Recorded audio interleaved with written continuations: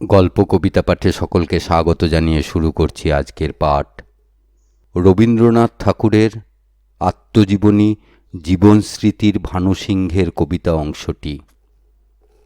পূর্বেই লিখিয়াছি, শ্রীযুক্ত অক্ষয়চন্দ্র সরকার ও সারদাচরণ মিত্র মহাশয় কর্তৃক সংকলিত প্রাচীন কাব্য সংগ্রহ আমি বিশেষ আগ্রহের সহিত পড়িতাম।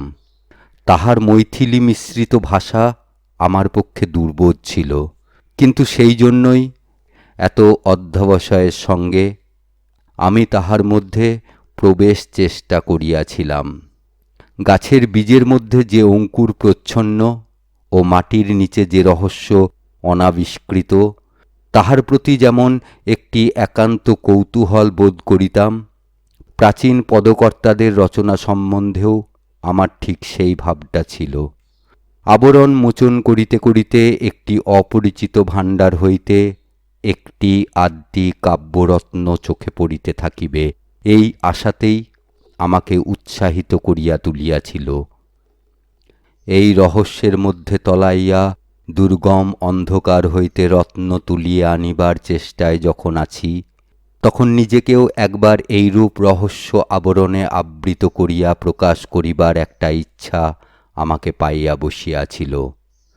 ইতিপূর্বে অক্ষয়বাবুর কাছে ইংরেজ বালক কবি চ্যাটার্টনের বিবরণ শুনিয়াছিলাম। তাহার কাব্য যে কিরূপ তাহা জানিতাম না।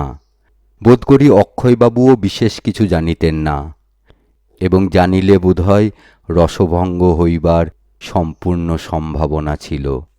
কিন্তু তাহার গল্পটার মধ্যে যে একটা নাটকীয়ানা ছিল, সে আমার কল্পনাকে খুব সরগরম করিয়া তুলিয়াছিল।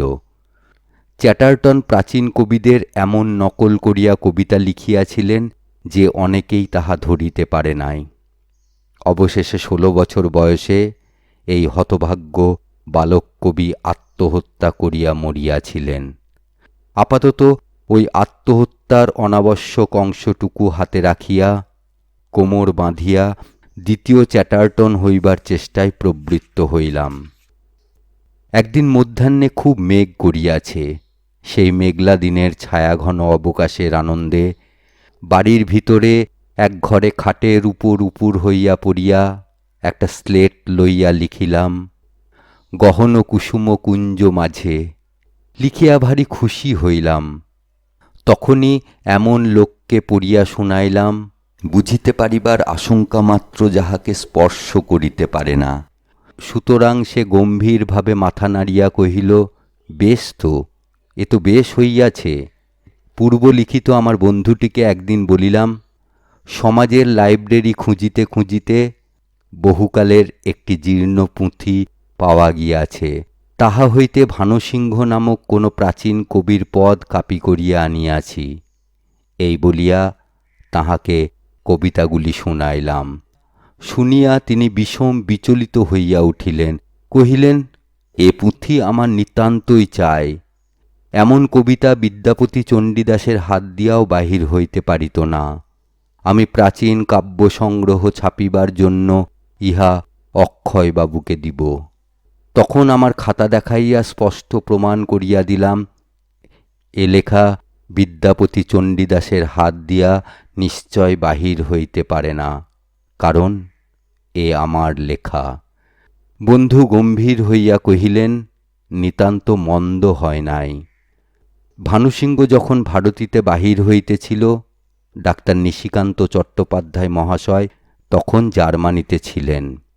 তিনি ইউরোপীয় সাহিত্যের সহিত তুলনা করিয়া আমাদের দেশের গীতিকাব্য সম্বন্ধে একখানি চটি বই লিখিয়াছিলেন। তাহাতে ভানুসিংহকে তিনি প্রাচীন পদকর্তা রূপে যে প্রচুর সম্মান দিয়াছিলেন, কোনো আধুনিক কবির ভাগ্যে তাহা সহজে জোটে না। এই গ্রন্থখানি লিখিয়া তিনি ডাক্তার উপাধি লাভ করিয়াছিলেন। ভানুসিংহ যিনিই হন, তাঁহার লেখা যদি বর্তমান আমার হাতে পড়িত, তবে আমি নিশ্চয়ই ঠকিতাম না, এ কথা আমি জোর করিয়া বলিতে পারি। উহার ভাষা প্রাচীন পদকর্তার বলিয়া চালাইয়া দেওয়া অসম্ভব ছিল না, কারণ এ ভাষা তাহাদের মাতৃভাষা নহে, ইহা একটা কৃত্রিম ভাষা।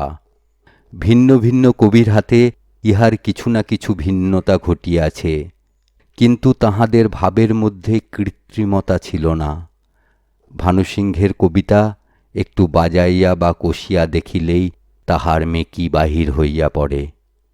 তাহাতে আমাদের দিশি নহবতের প্রাণ গলানো ঢালা সুর নাই, তাহা আজকালকার সস্তা অর্গিনের বিলাতি টুংটাং মাত্র।